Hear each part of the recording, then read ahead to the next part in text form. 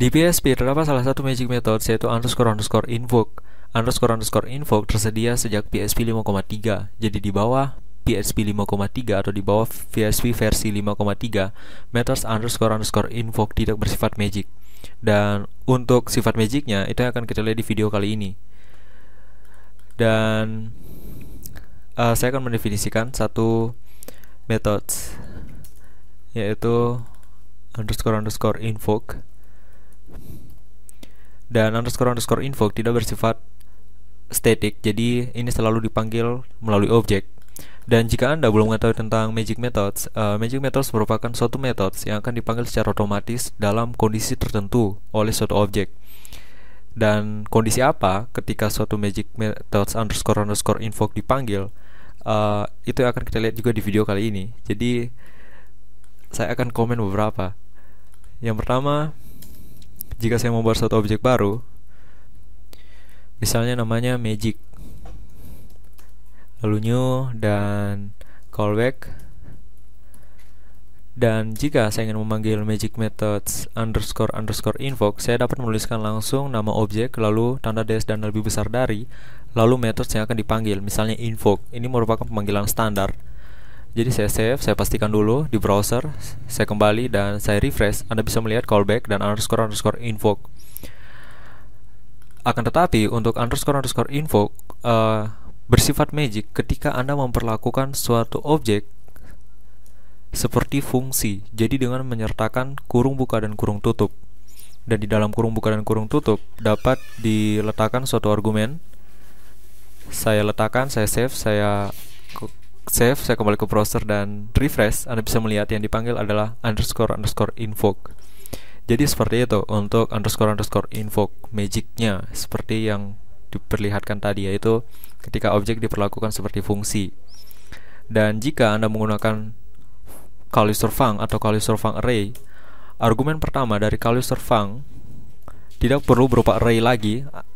Jika Anda meletakkan berupa array, ini tetap valid. Tetapi jika objek memiliki __invoke, maka Anda hanya perlu meletakkan objeknya di argumen pertama. Begitu juga untuk CalUserFunc array. Saya copy _magic, masuk saya objek magic, saya paste, saya save, saya kembali ke browser dan refresh. Anda bisa melihat yang dipanggil oleh CalUserFunc dan CalUserFunc array adalah __invoke ketika Anda meletakkan objek di argumen pertama. Dan di PHP 5.3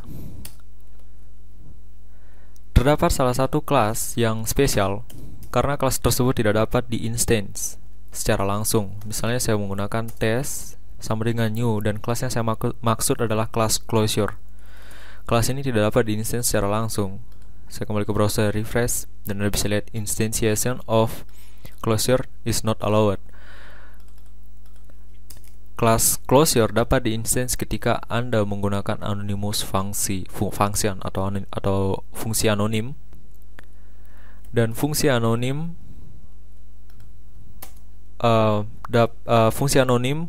ada sejak PHP 5.3 juga.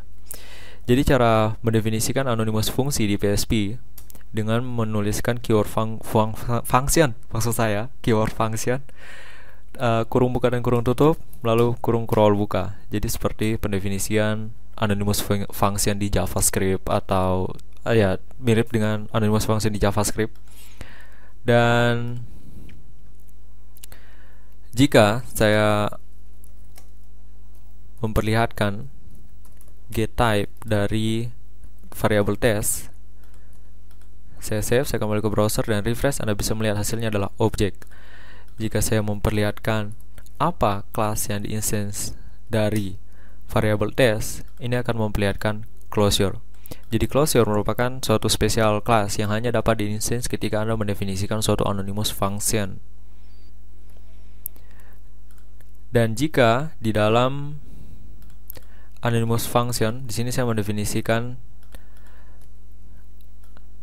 statement yang saya definisikan untuk debugging. Saya save, dan pada kelas test saya panggil dengan menggunakan kurung buka dan kurung tutup. Lalu saya letakkan argumen seperti biasa, dan saya paste, saya save. Lalu saya kembali ke browser. Ini nanti akan menampilkan error. Ya, notice, yaitu variable this. Karena variable this tidak akan dibaca oleh anonymous function ketika Anda mendefinisikan. Jadi di sini saya tuliskan saja methods. Saya kembali ke browser dan refresh. Anda bisa lihat closure. Ini merupakan nama fungsinya. Jika saya hanya menuliskan function, ini akan memperlihatkan tetap closure. Dan ini merupakan argumen yang diletakkan.